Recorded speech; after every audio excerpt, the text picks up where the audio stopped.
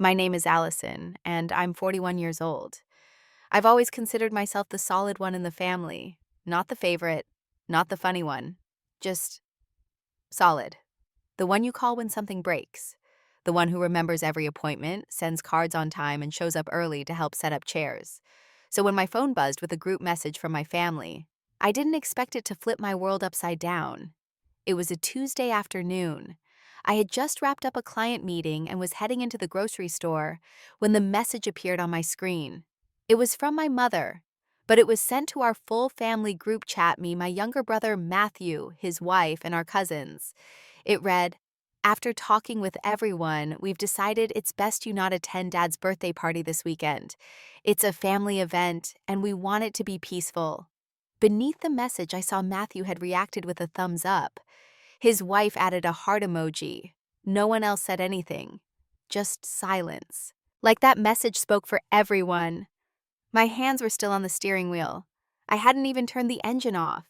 I stared at the screen, my breath caught somewhere between confusion and something that felt a lot like grief. I typed slowly, deliberately. Understood, I won't be there. Or anywhere I'm not welcome. Then I put my phone down and sat in silence. It wasn't anger I felt. It wasn't even sadness, not yet. It was a kind of numbness I hadn't experienced before. A realization that after everything I had done, after all the sacrifices, I was being asked to step away like I was the problem. They thought this would silence me, but all it did was set me free. And that freedom, it came with a cost they weren't prepared to pay. Because the truth is, I was never just a guest at the party. I was the one holding the roof up. And when I stepped away, everything started to fall. My relationship with my father has never been simple. When I was little, he was the one who made me feel safe. He taught me how to ride a bike, showed me how to change a tire, and never missed a parent-teacher conference. He wasn't warm in the traditional sense, he didn't do hugs or long talks, but he was consistent, solid, reliable. But as I got older, things began to shift. After Mom got sick for the first time, I became the one handling everything. My father, though physically present, became emotionally absent. He relied on routines, on habits. If something disrupted them, he didn't handle it well. And Mom's illness disrupted everything. By the time I was 30, I had unofficially taken over the caregiving role. I started managing Mom's medications, driving her to appointments, keeping track of their bills when Dad forgot. I was working full-time trying to build a life of my own, but every spare hour went toward keeping them afloat. Matthew, my younger brother, lived just 20 minutes away. He always had an excuse. Work's been crazy. The kids are sick. It's just not a good time. And somehow Mom always defended him. He's under a lot of pressure, she'd say. You know he's not as strong as you. I heard that sentence so many times it started to echo in my sleep. You're stronger. You can handle it. So I did. When Dad had a minor stroke 2 years ago, I moved into their house for 3 weeks. I slept on the living room couch, helped him relearn basic coordination, managed his follow-up therapy. Matthew didn't show up once, not even a phone call. He sent a fruit basket. But I never said anything. Not really. I told myself this is what good daughters do. I took time off work, quietly rearranged my life, pushed back my own deadlines. I brought food, handled his insurance claims, updated his medication list when the nurses got it wrong. When Mom recovered and took over again, I stepped back. Not out of anger, but to let them feel like they were back in control. But the thing is, from that moment on, I became the difficult one. Anytime I voiced concern about his care, if he was skipping therapy, if his diet was slipping, Mom would call me controlling.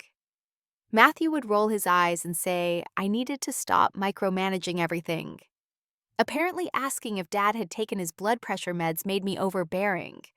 But what they never said out loud was this: they didn't like that I was the one keeping everything running. It made them uncomfortable. It reminded them of their own absence. And so slowly, I became the scapegoat. When Mom wanted to make plans, and I suggested a smaller gathering to accommodate Dad's health, I was too negative. When Matthew forgot to pick up medication and I brought it myself, I was taking over again. When Dad started forgetting names appointments and even once left the stove on all night, I brought it up gently and was met with silence. No one wanted to have hard conversations. They wanted smiles and polite fiction. And I had long stopped being good at pretending. Still, I stayed involved because it wasn't about them. It was about Dad. I showed up because I believed he deserved care, even if he didn't always ask for it. I called to check in. I kept an updated file of his test results. I texted Mom appointment reminders. I filled out his Medicare forms. I even paid the out-of-pocket cost when their coverage ran short without telling anyone. And not once, not one single time, did anyone say thank you. That birthday party, the one they told me not to attend, it was just the final nail. But the hammer had been swinging for years. After Dad's stroke, things got harder financially and emotionally. They said it was a minor one, but the aftershocks never really ended. He became slower, more forgetful. The man who once fixed everything around the house started struggling to button his own shirt. He didn't complain. That wasn't his style. But I saw it. And when no one else did, I stepped in. The bills began stacking up: physical therapy prescriptions, specialist appointments. Medicare covered some, but not all. My parents didn't have savings. Their retirement fund had taken a hit during the last recession. Matthew said he'd look into it, but somehow he never followed through, so I did something I didn't tell anyone about. I opened a shared account, a family fund. I named it something generic and linked it to my primary checking. I set up automatic transfers every month and paid all of Dad's ongoing medical costs from there. I used it to cover whatever Mom couldn't manage with her limited pension transportation copays, even their internet when it got cut off once. I didn't make a big deal about it. I didn't expect praise. I just didn't want my father sitting in the dark or missing appointments because of $42. At first, it was manageable. I was earning well at the time, mid-level manager in a consulting firm, and had just paid off my own student loans. It felt good to help. Then came the calls, not official ones, quiet ones, texts from Mom. Can we use the fund for new orthotic shoes? They're on sale today only. Your father needs another CT scan. I'll send you the estimate. Matt forgot to send money again. Could you cover the difference just this month? Just this month. That phrase became a permanent fixture in my life. Then it shifted. My sister-in-law, Matthew's wife, called me one morning out of the blue. She wanted to know if maybe we could use the fund for a family dinner night every month to keep Dad's spirits up. I told her no, politely, kindly. I said that the fund was for medical and household expenses only. She didn't respond, but hours later Matthew messaged me. You always need to be in charge of everything, huh? That was the first time someone accused me directly of being controlling. Not because I was domineering, but because I had boundaries. And the irony, I had never once demanded they contribute. I'd quietly maintained the fund for 2 years at that point, logging expenses, balancing spreadsheets, scheduling payments. Alone. No one offered to take over. No one asked how I was managing. They just assumed I would. I was the invisible infrastructure beneath their lives. They saw me as a system, not a sibling. It wasn't just about money. It was emotional labor. I remembered birthdays and reordered medications. I sent thank you notes on behalf of my parents. I scheduled appointments when they forgot. And I kept going because I loved them. But love without recognition, without balance, begins to rot. It turns into resentment. And when I began saying no just once or twice, that rot surfaced. Suddenly I was too involved, too intense, making everyone uncomfortable. For years I had held them together, but now I was making things tense. What they didn't see, what they refused to see, was that the family only functioned because someone was doing the invisible work. And that someone was me. Looking back now, the signs were all there. But when you've been trained to carry the weight for everyone, it's hard to recognize when the weight starts crushing you. It began with subtle shifts. Mom stopped looping me in on updates about Dad's health. I'd find out about appointments after the fact. Medications would change without me knowing. I wasn't included in group texts about family plans. And when I asked questions gently, respectfully, I was met with tight responses. We've got it handled. Or worse, silence. Then came the birthday dinner conversation. Mom had called to say she wanted to throw a big party for Dad's 75th. He deserves something special, she said. It's a milestone. I agreed it was worth celebrating, but I had concerns. Is that really the best idea? I asked. He's still recovering from the fall last month. He gets overwhelmed in crowds now. Maybe something smaller? Maybe just close family. There was a pause on the line. Then she said, "You always do this. You always have to bring the mood down." I blinked. "I'm just thinking about what's best for him." "No," she said flatly. "You're thinking about what's best for you." That one stung more than I expected, because for once, I wasn't. I knew how Dad reacted to noise now, how he got disoriented when too many people talked over each other. I knew because I'd sat beside him during his last neurological evaluation. Because I was the one who held his hand when he got frustrated trying to remember the names of his nurses. I didn't argue. I just said, "Okay, it's your decision." But something shifted in me that night. It was as if she wasn't even pretending to care what I thought anymore. Then a week later, I saw photos on Facebook. They had gone to tour a banquet hall. Matthew had commented, "Perfect for Dad's big night. I hadn't been invited." No one mentioned it, not even in passing. A few days after that, I offered to bring over some groceries and was told, "Don't worry about it. We've got it covered." By we, I wasn't sure who she meant, because we had never included Matthew when things got hard. We had always been me. Then the final clue. I saw a charge hit the family fund, $1,950. It was from a catering company. I hadn't authorized it. I texted Mom, "Was this charge for Dad's party? That's not a covered expense under the fund." We agreed it's for care and essentials. No response. Instead, that evening, I got a message from Matthew. "Maybe if you weren't so obsessed with control, people would actually want you around." That was the moment I realized something deeper was happening. This wasn't just about party planning. They were rewriting the story, turning me from caregiver to antagonist. And step by step, they were pushing me out. It came on a Thursday morning, 8:14 a.m. sharp. I had just made my coffee still in my robe, going over my work calendar, when my phone buzzed. The family group chat.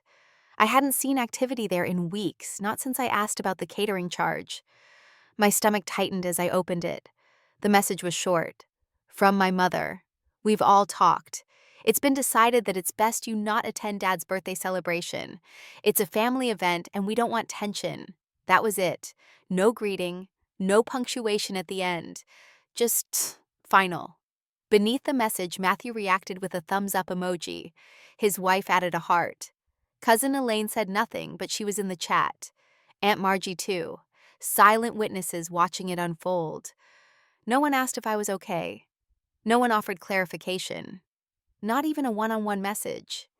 It felt coordinated, like a verdict had been reached behind closed doors, and this was my formal notice.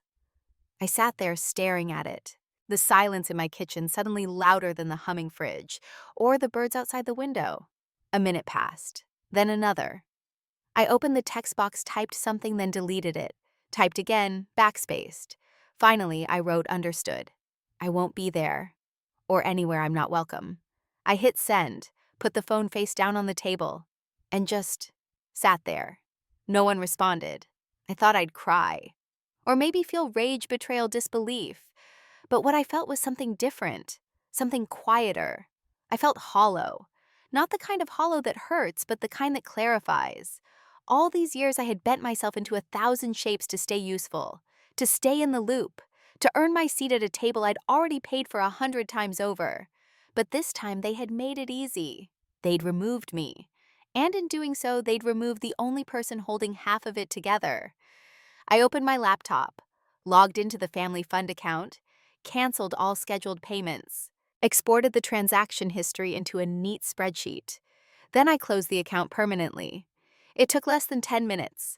By noon, I had changed every password linked to their records, revoked all shared authorizations, and unsubscribed from every auto-renewal I had set up for them.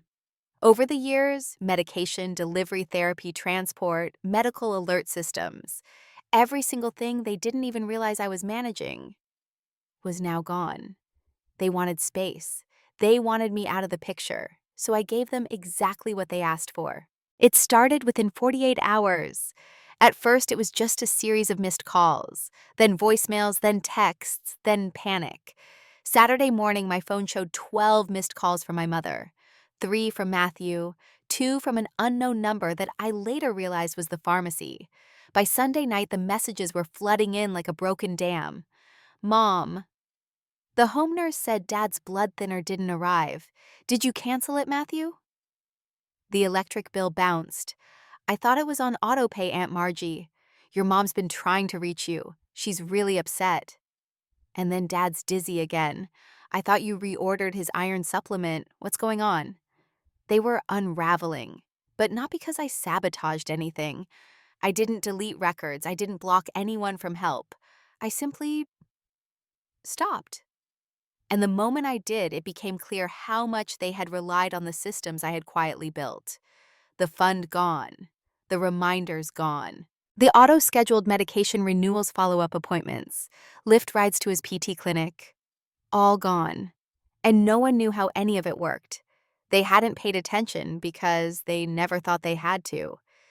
Dad was the only one who didn't call, but I knew that wasn't personal. He likely didn't know what was happening. Or maybe in his quiet way he did. The only message I got from him came 3 days later. It was a voicemail, his voice low and strained. Hey kiddo, I haven't seen you around. You okay? That one broke me a little, because he wasn't angry. He wasn't trying to guilt me. He just sounded lost. But I didn't call back. Not yet. Because the rest of them were still trying to pretend they hadn't pushed me out. Matthew sent another message. You really couldn't have waited until after the party to make some dramatic exit. I didn't respond. I just reread his words sitting on my couch with a plate of takeout in my lap and thought, this isn't an exit. It's a boundary. Then came Mom's attempt at control cloaked in concern. Your father's party went fine, but he kept asking about you. I told him you were busy. Can you at least text him the gall? They had told me not to come. They had collectively agreed that I was a problem, and now they wanted me to play along and clean up the mess. But I didn't. Because here's the truth no one wants to say aloud. When you become indispensable to people who don't respect you, the moment you stop helping, they blame you for the fallout. They don't thank you for what you carried. They demand to know why you dropped it. By the following week, I got another flood of calls, this time from my dad's care coordinator. Apparently, the clinic had been trying to reach someone about overdue invoices and missed appointments. The emergency contact on file me, not Matthew, not Mom, me. Because even when they exiled me, they didn't think to update the paperwork. They never thought I'd really step away. And now the cracks they tried so hard to hide with party decorations and smiling photos were starting to split wide open. Dad had missed 2 physical therapy sessions. His lab work hadn't been uploaded to the portal, and the standing order for his anticoagulant had lapsed. Nothing life-threatening yet, but it would be if left alone. Still, I didn't jump in. I gave them the exact distance they asked for, and it terrified them. The real twist didn't come through a text or a call. It came from someone I didn't expect. Aunt Rita. She was one of the few in our extended family who kept her distance from the drama. Quiet, kind, observant.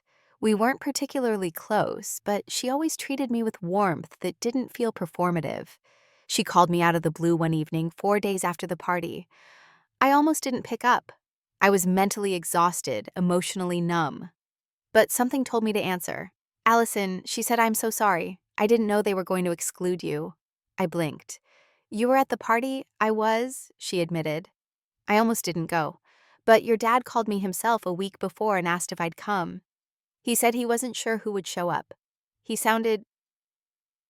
I stayed silent. Then she said the part that made my stomach twist. He kept asking where you were even during the party, over and over, loudly, publicly. I closed my eyes. They told him you were busy, she continued. But he didn't believe it. He kept saying, no, Allison wouldn't miss this unless something was wrong. He asked if you were sick. Asked if you were mad at him. My throat tightened. I thought you should know, she said gently, because I think he's being lied to, and he deserves better. I whispered, thank you. When the call ended, I sat in the dark for a long time, not crying, just absorbing it. They told him I chose not to come, but I hadn't been given a choice. They erased the context, painted my absence as abandonment, and protected their performance. Because that's what the party was, in the end, a performance. An event for pictures, for optics, for look how close we are posts on Facebook. Not a celebration of my father. Not a quiet evening tailored to his comfort. Not a true family gathering where people show up with humility and love. They threw a party for themselves. And in doing so, they broke the one person it was supposed to be for. I didn't go to make a statement, but my absence said more than I ever could. That weekend, I got a call from my father. Not a voicemail, an actual call. He rarely initiated calls anymore, so when his name lit up my screen, my heart stopped. I picked up. Allison. His voice sounded uncertain. You okay? I'm okay, Dad. He was quiet. Then I missed you. They said you had to work, but I don't know. I just missed you. I swallowed hard. I missed you too. He didn't ask why I wasn't there. He didn't demand explanations. He just asked if I'd come by soon. And I said yes. Not because I was ready to jump back into the mess, not because I was going to fix things, but because I knew he needed to see me. Not for closure, for clarity. Because I wasn't the one who forgot him. I was the only one who remembered what he actually needed. Not cake, not decorations, not a packed hall full of polite strangers. Just a daughter who saw him. I didn't tell anyone I was coming. Not Mom, not Matthew, not even Aunt Rita. 3 days after that call with my dad, I drove over to their house on a quiet Sunday afternoon. I brought a small bag of groceries, things I knew he liked. The weather was mild. The streets were calm. My chest, however, felt like a pressure cooker. When I rang the doorbell, Mom answered. She looked surprised. Not shocked, more like caught off guard. Like a child who broke something and hoped no one would notice. I wasn't expecting you, she said carefully.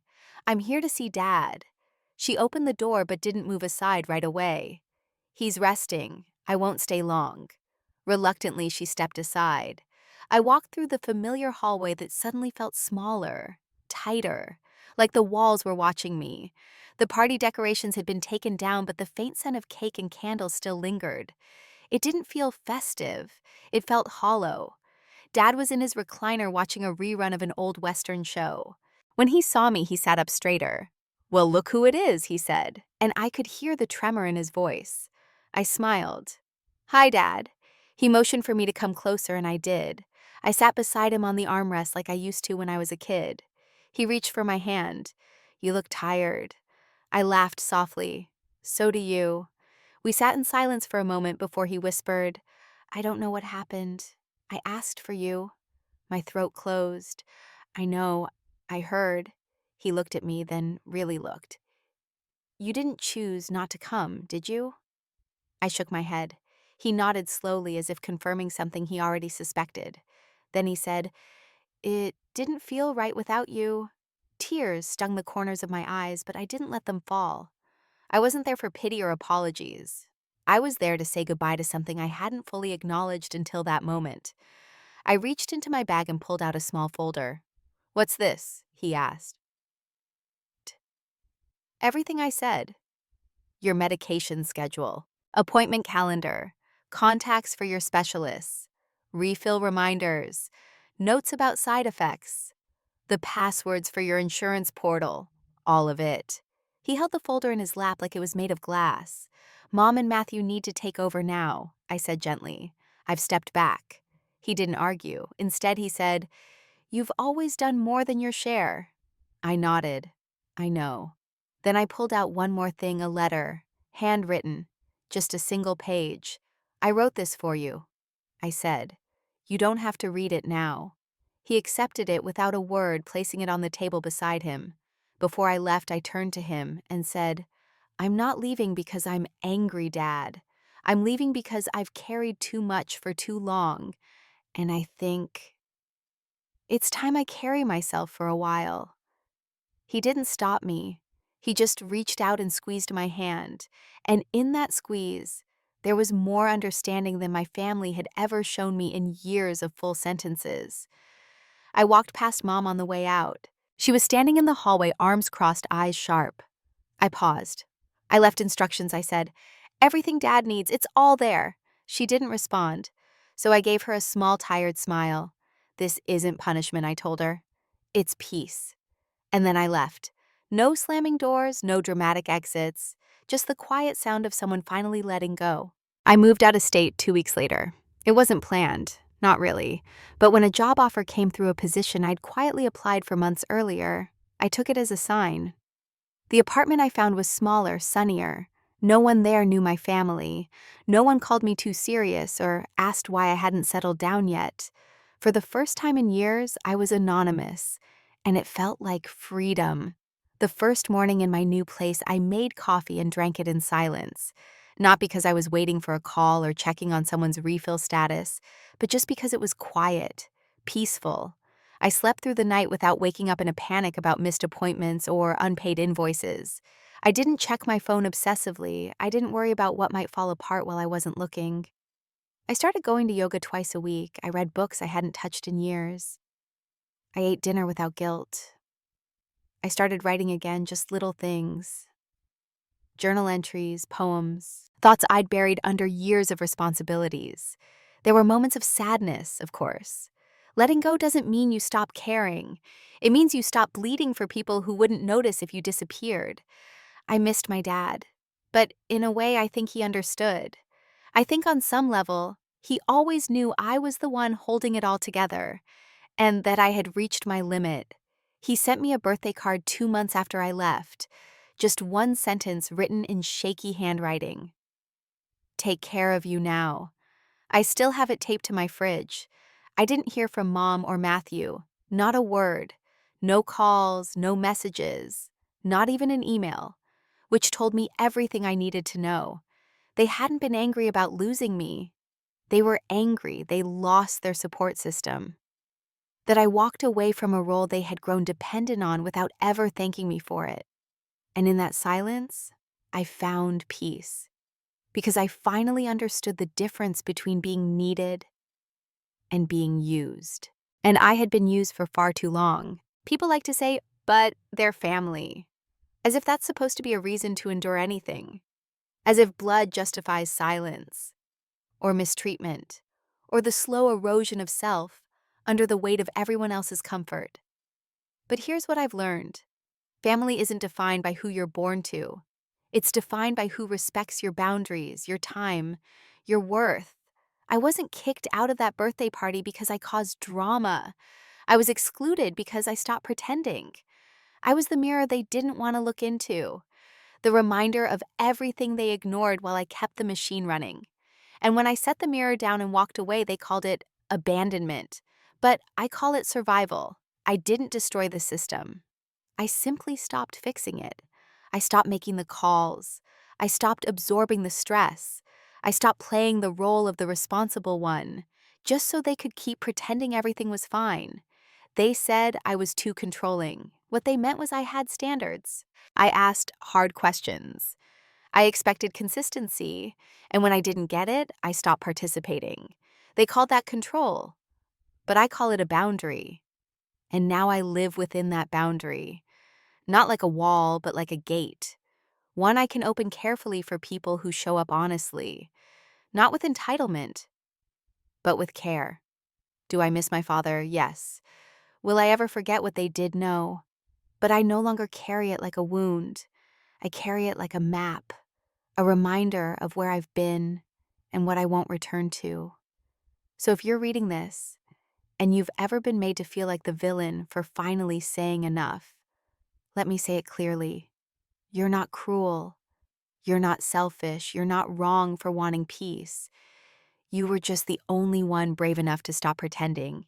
And that's not abandonment. That's courage.